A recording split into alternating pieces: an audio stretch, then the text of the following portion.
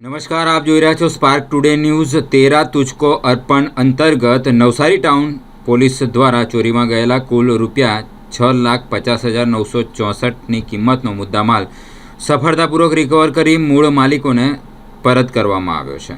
આ કાર્યક્રમ અંતર્ગત નવસારી ટાઉન પોલીસ સ્ટેશનની હદ વિસ્તારમાંથી ચોરી તથા ગુમ થયેલા મુદ્દામાલ અંગે તપાસ કરી અલગ અલગ કંપનીના 12 મોબાઈલ ફોન તથા એક જનરેટર મળી કુલ 6,50,964ના મુદ્દામાલ મૂળ માલિકોને સોંપવામાં આવ્યો છે।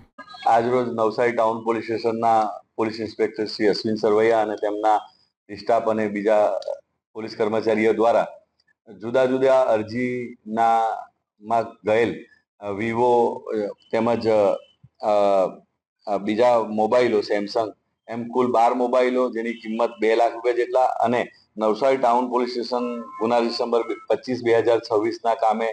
ચોરીમાં ગયેલ જનરેટર જેની કિંમત કુલ રૂપિયા 4.5 લાખ એટલે કે કુલ તેરા તુજકો અર્પણ કાર્યક્રમ અંતર્ગત જે 12 અરજદારો અને જે આ ગુનાના કામે જનરેટર ચોરાય એના ફરિયાદીશ્રીને બોલાવીને કુલ 6.5 લાખ રૂપિયા જેટલાનો મુદ્દામાલ એ લોકોને નવસારી ટાઉન પોલીસ સ્ટેશન દ્વારા તેરા તુજકો અર્પણ અંતર્ગત પાછા પરત આપવામાં આવેલ છે।